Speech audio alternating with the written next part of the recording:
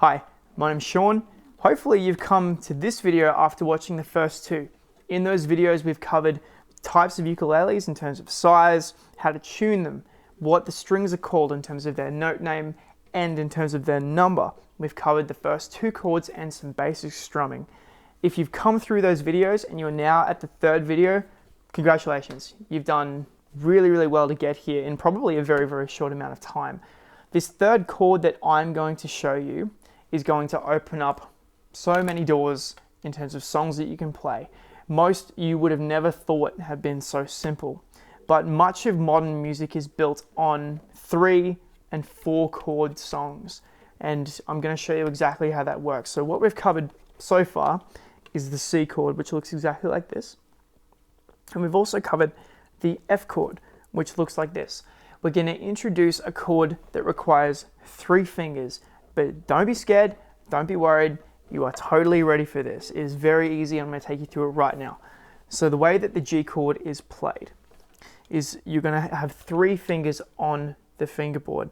It looks a little bit complicated to start with, but we're going to break it down finger by finger, and I hope you'll go with me at a pace that's comfortable for you. Feel free to watch this back as many times as you need, and we'll get there in the end. So our index finger and our second finger are going to be both on the 2nd fret, but on the 3rd string and on the 1st string. And our third finger is going to be on the 3rd fret of the 2nd string. And it's going to look like this. It's going to like almost be a little triangle. So the way that this chord should sound is like this.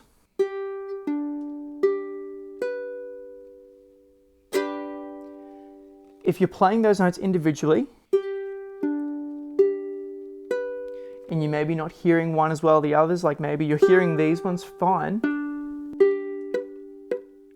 but you're not hearing the last one, could be because this finger right here, the 3rd finger, is actually leaning down and is accidentally touching that high string, and it's not letting it ring. So you want to make sure that we're playing with our fingertips. We have a sort of high finger position, nice curve, and we're not accidentally touching strings that we don't want to be. It's fine if you are when you're starting off. No one expects you to be able to do this instantly, but we want to correct those little technique points and get each of those strings singing. And that's going to sound exactly like this.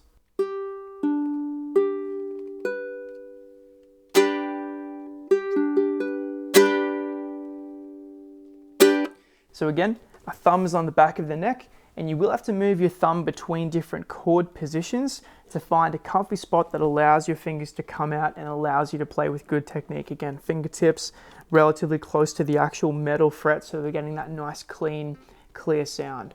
You have to mess around with it a little bit to get the positioning right, but once you get there and you feel what you're going for, it's a really good feeling when you nail that chord for the first time.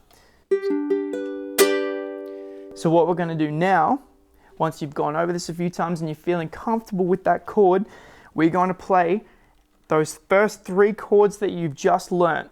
We're going to play them together in a series. And when you play a series of chords together, we call it a chord progression. Starts at one place, finishes in another.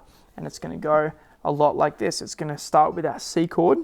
Then we're going to move to our F chord, and that's what we covered in the 2nd video. Just going to move to that F chord like this. All of our fingers are going to come up. Take your time to position it, make sure you get it right. It'll happen a lot quicker as you practice it more and more. Every day, 10-15 minutes a day, it's all you need. 3rd chord. A G chord. All together it's going to sound like this.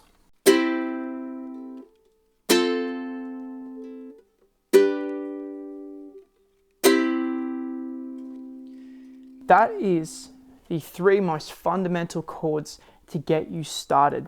A really popular progression is called the 12-bar blues. So many rock and blues songs are built on just those chords being played in a very specific progression, and I'm going to link a whole bunch of them below so that you can see exactly what I'm talking about. By only adding in a handful more chords to these basic 3, you are going to fundamentally be able to play nearly any song you want to. We have an entire book in store devoted to being able to play, I believe, 20 to 30 songs with just those chords and variations between them. It's so easy to get started and so easy to play this instrument. I hope you've had fun. I hope you've learned a lot. If you have any issues with anything to do with your playing, you're more than welcome to come and see us in store. But if you need to, watch this as many times back as you want. Play, practice every day. I guarantee you will get there. I'll see you in the next one. So what I'm going to do now is I'm going to play for you what we call the 12-bar blues. Now we've just taken those chords that you've just learned and we're going to play them in a progression that is incredibly popular, especially through sort of 50s, 60s, even into the 70s era. And it sounds a lot like this.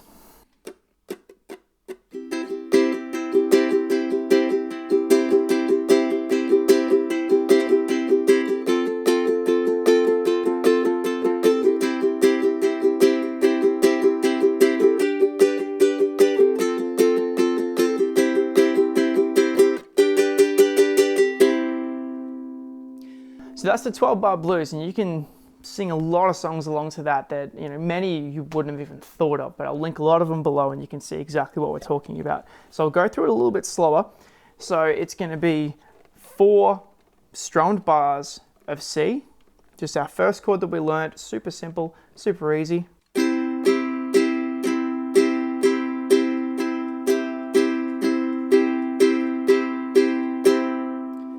2 bars of F following that.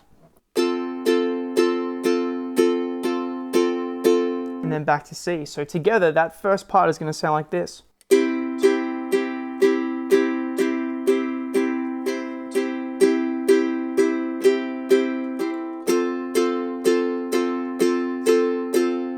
And then back to C. So we're going to play that C for another 2 bars. Then to G, then to F, and then back to C. And if you want a little taste at the end, you can just put G over the top to finish it off. So all together, this is it one more time. And you can play along if you want. This is the speed that I'm going to go at. It's going to be real slow, just those simple down strums for those total bars. You ready? 1, 2, 3, 4.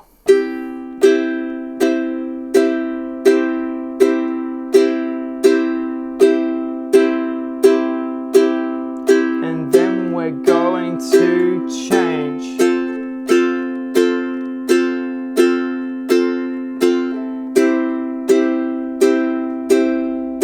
Going to G now. G, F, F, then back to our C. And you can ride that C out if you want to, or go to G, just to bring it back to start the riff over again.